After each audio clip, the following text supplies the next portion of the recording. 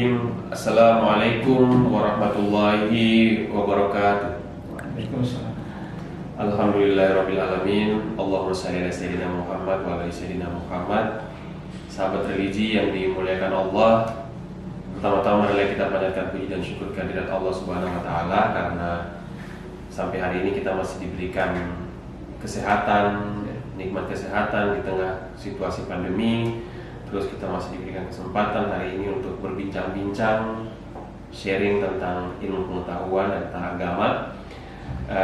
Tak lupa pula salawat dan salam kita aturkan kepada junjungan Nabi besar Muhammad SAW, karena atas tuntunannya lah kita masih menjadi manusia-manusia yang memiliki ilmu dan pengetahuan. Oke, sahabat religi, setelah sekian purnama akhirnya kita berkesempatan untuk berbincang-bincang lagi dengan Ustadz Alfian, telah hadir di tengah-tengah kita. Selamat datang Ustadz. Assalamualaikum warahmatullahi wabarakatuh. Jadi ini sudah mulai kok yang dengan Ustadz Alfian sudah tidak muncul-muncul lagi. Jadi memang ada kesibukan-kesibukan dari Ustadz Alfian, dari kita juga ada beberapa program-program yang kemarin dijalankan. Tapi insya Allah ini insya Allah tidak putus, akan berlanjut terus. Oke sahabat religi, pada kesempatan kali ini kita akan berbincang-bincang, kita akan sharing-sharing tentang bersegera dalam kebaikan bersama Ustadz Alfian. Jadi Ustadz, saya awali dengan bahwa fitrah manusia itu kan selalu ingin berbuat kebaikan.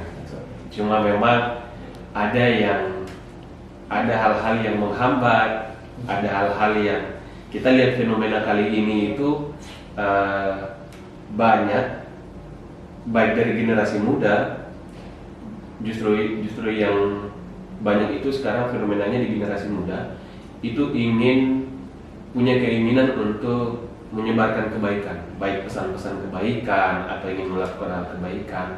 Cuma kadang mereka itu belum merasa mapan. Apakah harus mapan dulu baru bisa? Apakah harus bisa menjadi contoh yang baik dulu baru bisa menyebarkan kebaikan? Ataukah sembari belajar, sembari menyebarkan kebaikan? Kira-kira bagaimana Ustaz? Ini kemarin saya dapat SMS ya. Ya. Maaf. Assalamualaikum warahmatullahi wabarakatuh. Waalaikumsalam. Jadi kemarin saya dapat SMS. Jadi SMS ini kebetulan ya saya juga punya beberapa anak didik. Saya tanya sama dia, Anda sudah pernah jodoh belum? Jodoh? Ya. Dia bilang, Ustadz belum. Nah, terus kapan itunya? Ada rencananya meritnya? Nikahnya apa? Duh Ustadz, pertanyaan sulit untuk saya jelaskan. Kenapa? Karena saya lagi masih berbenah diri. Oh iya. Jadi masih berbenah diri itu kan kategori dia masih mau memperbaiki dirinya supaya lebih baik. Nah, gitu. Jadi kebaikan dia ini masih mengukur ke dia belum siap untuk mentransfer ke orang lain. Betul. Nah, gitu. Cuma saya jawab, nikah saja dulu, nanti baru memperbaiki.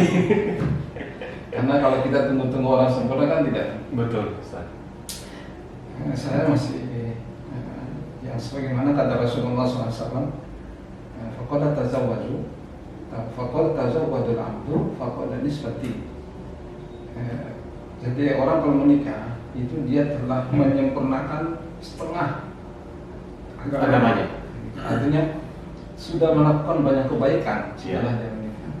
Tapi kalau orang tidak melakukan tidak nikah, ya sulit untuk dia lakukan kebaikan. Artinya masih banyak yang kejelekan yang lain pasti dia lakukan. Saya contoh, kalau tidak menikah wanita yang gagal pada itu ya. Jadi memang menikah kan menurut kita badan. Jadi sebenarnya melakukan kebaikan itu kan tidak perlu harus kita lebih sempurna.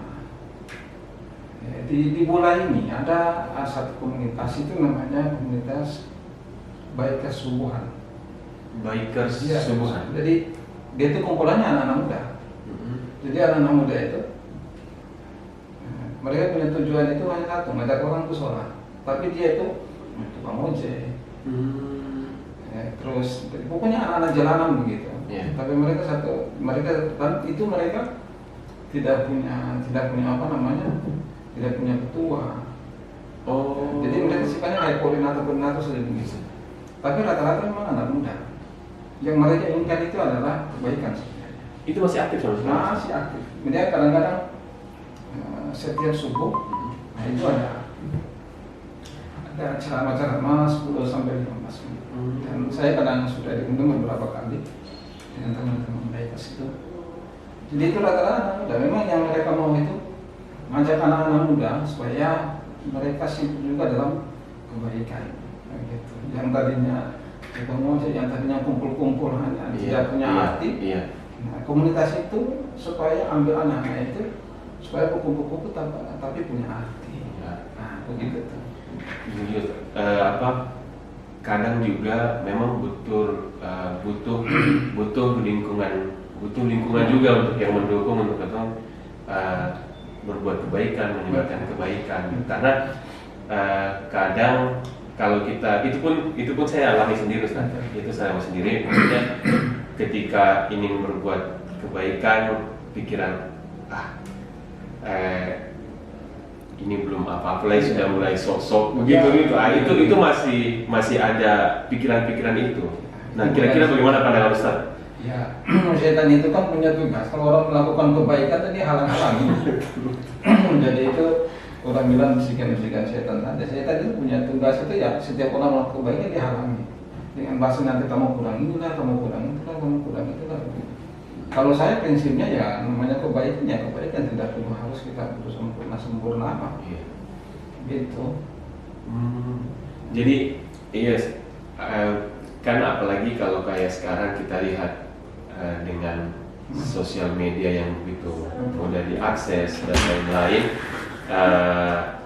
itu kan banyak yang dijadikan sebagai media untuk menyebarkan kebaikan. Nah, cuma kadang ada ketakutan, Ustaz. Ada ketakutan karena misalnya kita punya pengetahuan yang belum begitu banyak, tapi keinginan kuat untuk menyebarkan kebaikan itu ada, sehingga kadang ada ya keserempet, mungkin ada kesalahan, akhirnya itu bisa buat mereka down. Tapi Ustaz, itu mungkin terkait dengan yang tadi saya bahwa setan-setan ini tetap bisikan-bisikan setan ini tetap untuk menggagas. Nah, berarti kayak gini Ustaz, kayak misalnya kayak konsep-konsep sederhana kayak sedekah. Itu kan banyak yang kayak misalnya merasa nanti maafan dulu lah baru bersedekah gitu, ataukah bagaimana Allah menilai sedekahnya itu Ustaz? Apakah dari kuantitasnya kah, kualitasnya kah, atau bagaimana sehingga yang siapa-siapa sih yang memang bisa bersedekah atau apa begitu? Jadi sedekah ini kan sesuatu yang bisa kita beri. Itu namanya sedekah.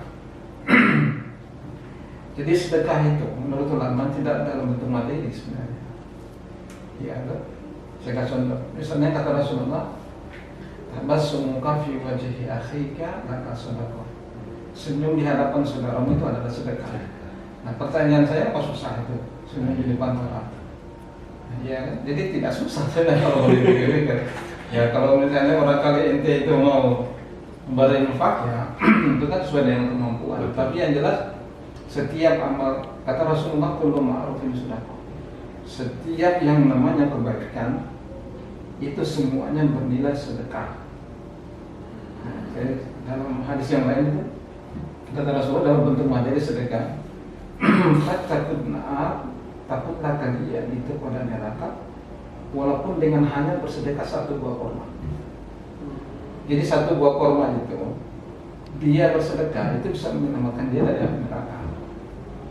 Kita harus punya prinsip itu di dalam kita punya hati itu fastabiqul khairat. Fastabiqul khairat itu berlomba-lomba dalam kebaikan. Berarti kita tidak bisa memandang sempit sedekah itu hanya Ya, dalam bentuk materi. betul. Tapi apa yang kita miliki, misalnya membantu orang lain, Iya. seperti tadi sesederhana senyum saja itu pun bernilai sedekah. Iya. Saya contoh lagi kata Rasulullah, al-haya'u minal iman. Malu itu sebagian dari iman. Artinya malu kalau kita melakukan kejelekan, itu sudah sedekah dan itu bagian daripada keimanan kita. Membayangkan, jadi iman itu kata Rasulullah SAW itu 60 sampai dengan 70 cabang. Wa afdaluha qawlu la ilaha illallah. Yang paling tinggi itu adalah mengucapkan la ilaha illallah. Yang paling rendah tingkatan iman seseorang itu adalah imatatul adza anit thariq. Dia angkat duri dari jalan. Batu yang bisa mengangkat orang diangkat sedang. Bayangkan ini. Jadi memang Rasulullah ini ya, mohon maaf ya, memang figur yang memang harus kita teladani wajar. Karena semua hal-hal yang kecil itu dinilai dalam agama itu adalah punya nilai positif dan itu punya nilai pahala. Makanya kata Rasulullah, badiru bi'amal, bersegera dalam kebaikan.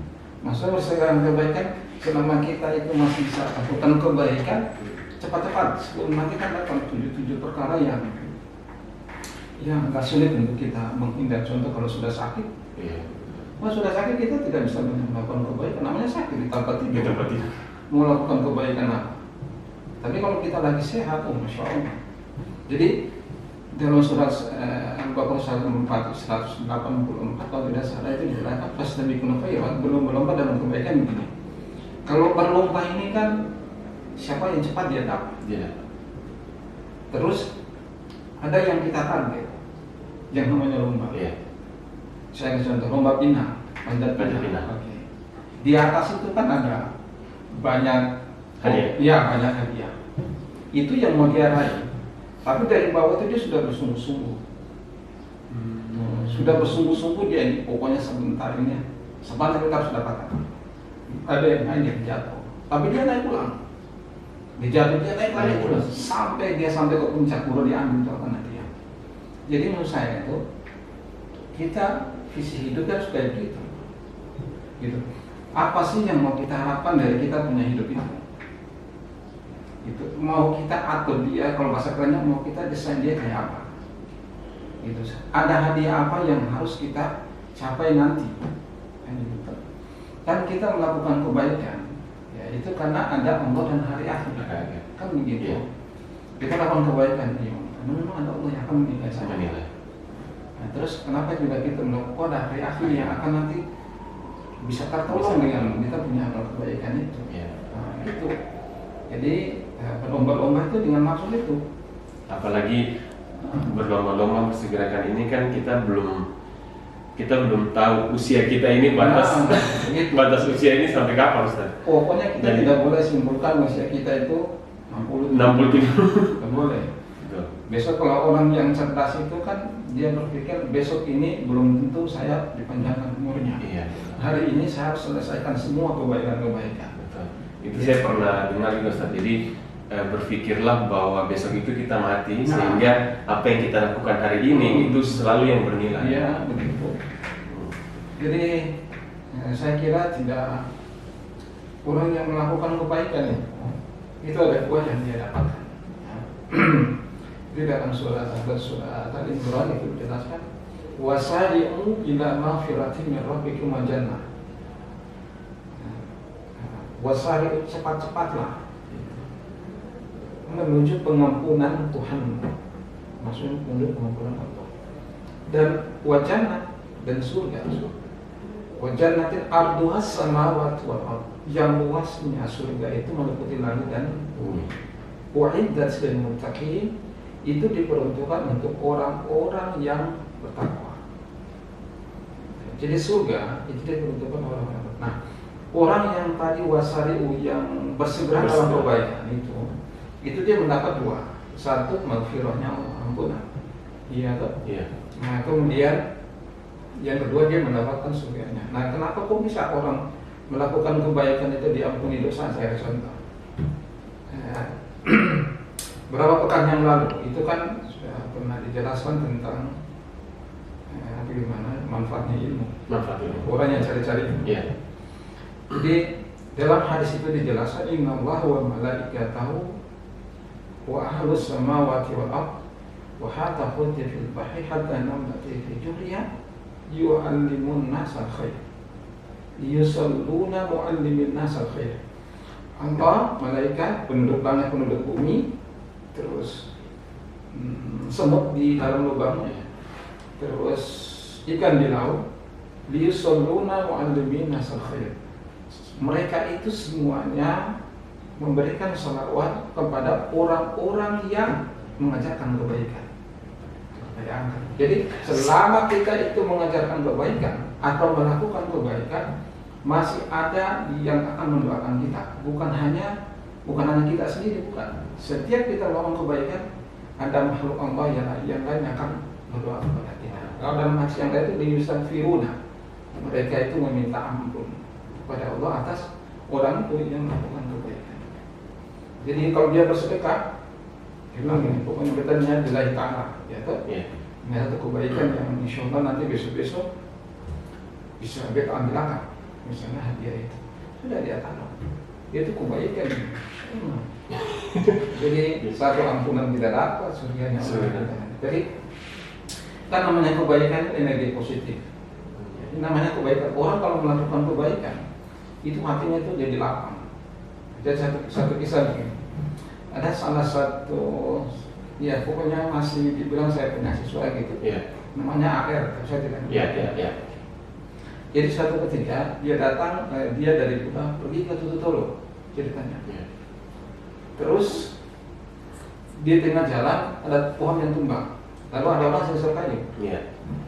Pas orang sensor kayu gitu, ya biasa orang sensor kan pasti diminta uang rokoknya.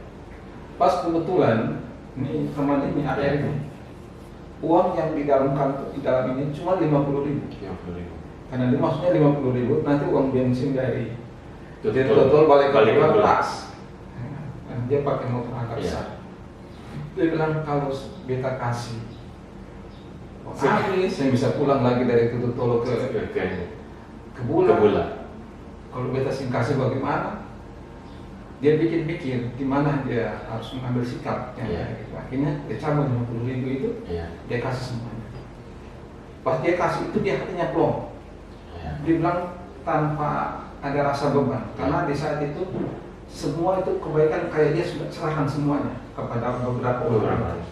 Dia punya prinsip yang bukan hanya pasti mereka beli rokok, tapi di situ mereka akan beli minum dan bisa jadi mereka antar uang itu pada anak dan istri. Kalau mereka kumpul-kumpul banyak, betul sampai di Tututolo tanpa itu yang namanya puasa.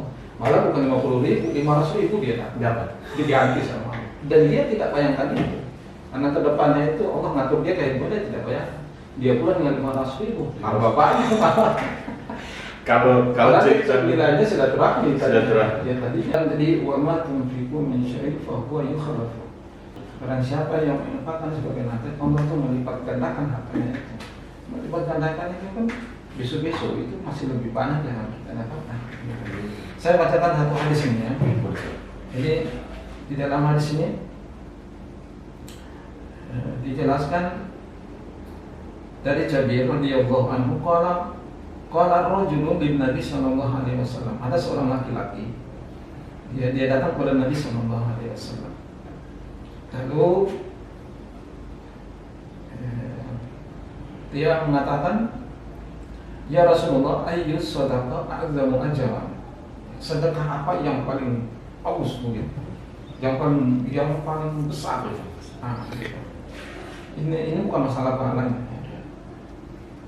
Terus kata Rasulullah SAW, tasaddaqa wa anta sahih syahihun takhshal faqr.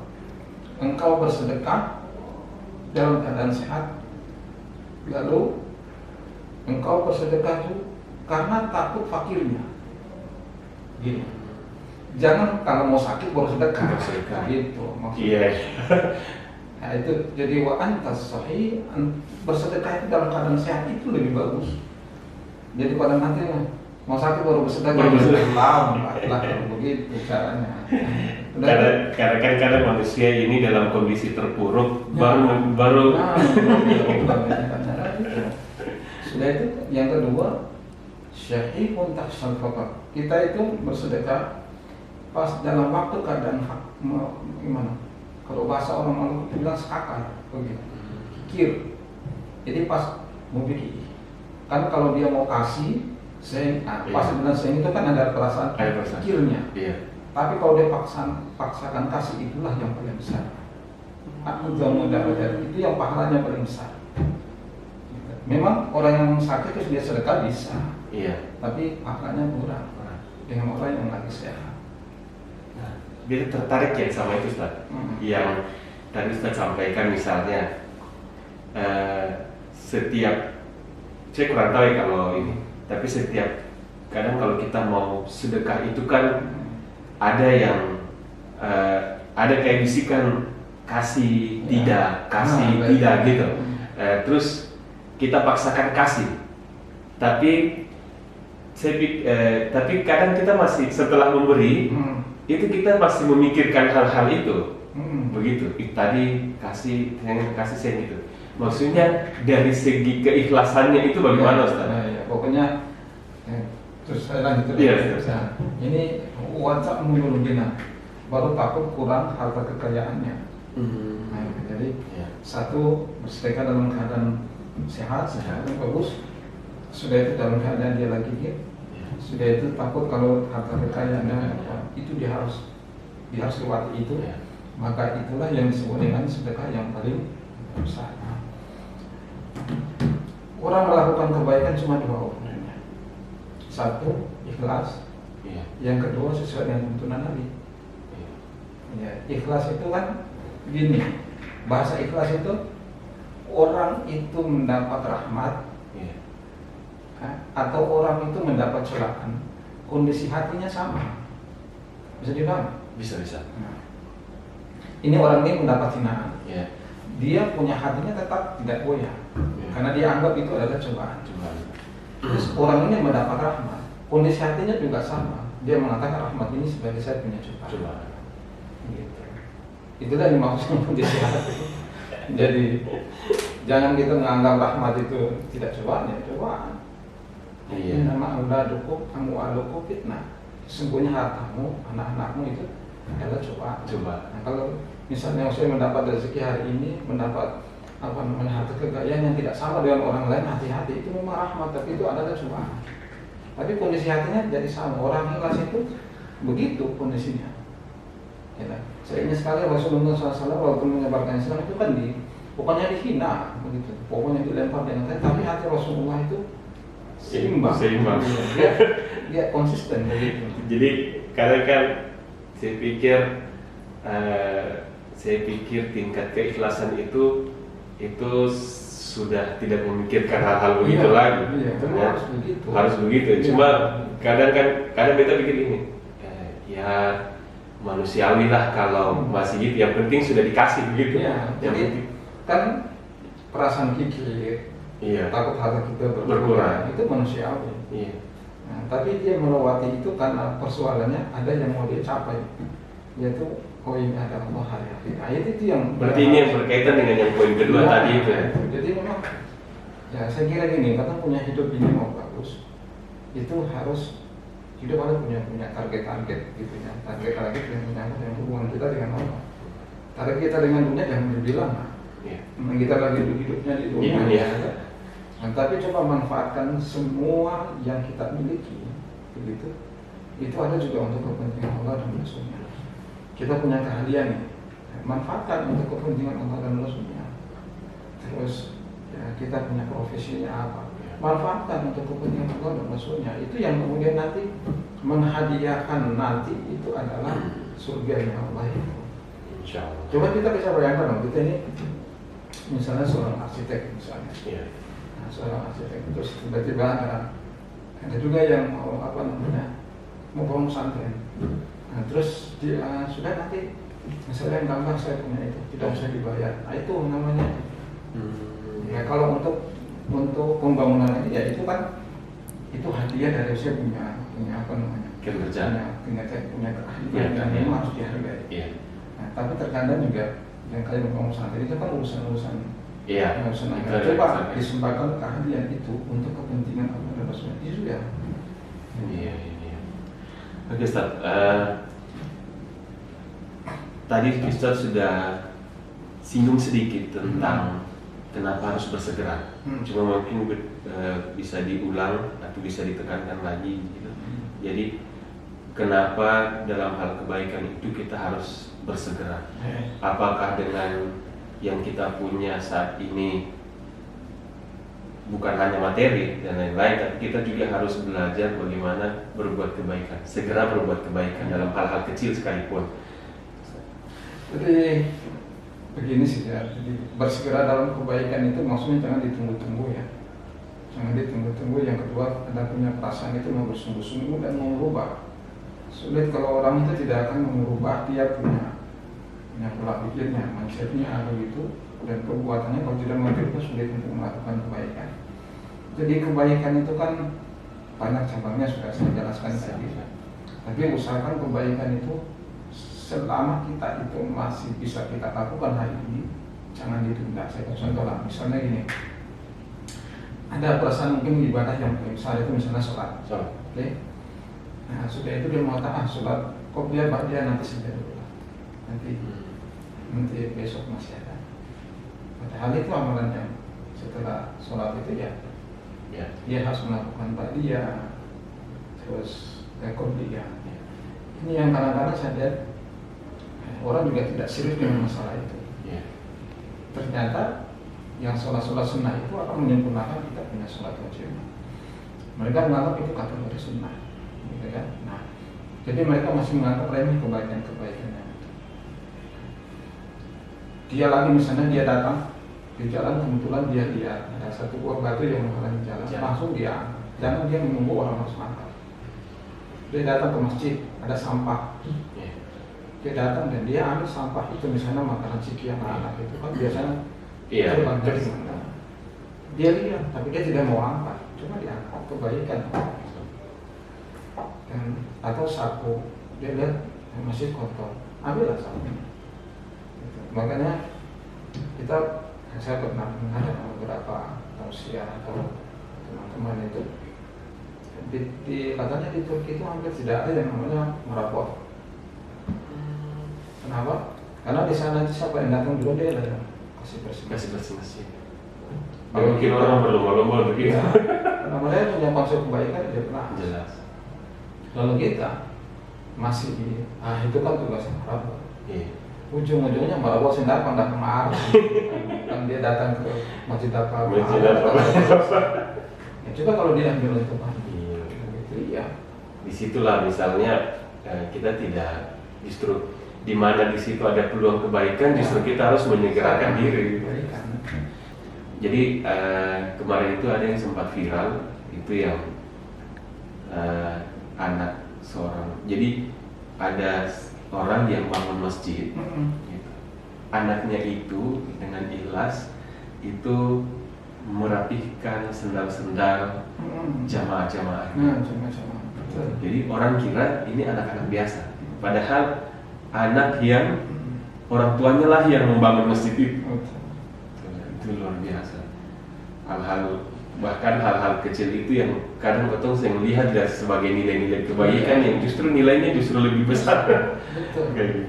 Lagi dia atur-atur dia rapi, jadi pas dia keluar semua siapa yang kasih rapi, baik amat di orang apa. Konsepnya hanya sederhana, Ustaz.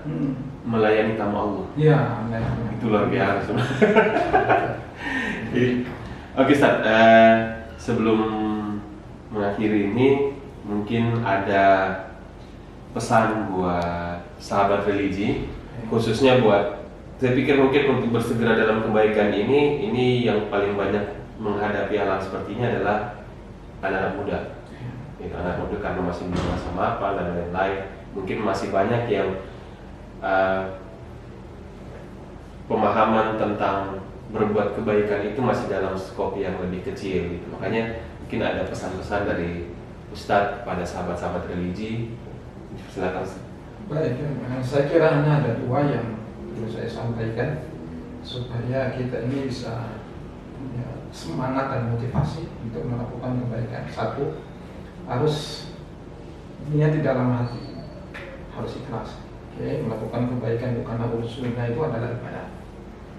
Terus yang kedua, harus punya di dalam hati kita itu bersungguh-sungguh mau melakukan kebaikan itu. Dan melakukan kebaikan itu jangan ditunda-tunda, melakukan kebaikan. Dan ingat, yang paling susah itu adalah istiqomahnya kita. Nah, jadi yang istiqomah itu yang harus kita pelihara. Dan ini termasuk karena istiqomah ini karakter. iya. Karena dia sudah masuk dalam kategori sifatnya orang dan karakter. Jadi ini harus betul-betul jadi sungguh-sungguhnya dan jangan ditunda-tunda. Ikhlasnya dan terakhir itu istiqomah. Jadi kalau istiqomah dengan kita punya kebaikan, di mana kebaikan, situ sudah kita punya hadiah besar. Jadi setiap kita melihat itu ada kebaikan, di situ kita melihat adanya janji-janji Allah yang akan kita raih. Begitu saja. Entah nanti Allah yang ngatur kayak gimana, yang jelas yang kita lihat ada janji-janji Allah yang memberikan untuk kita. Saya kira itu. Ya.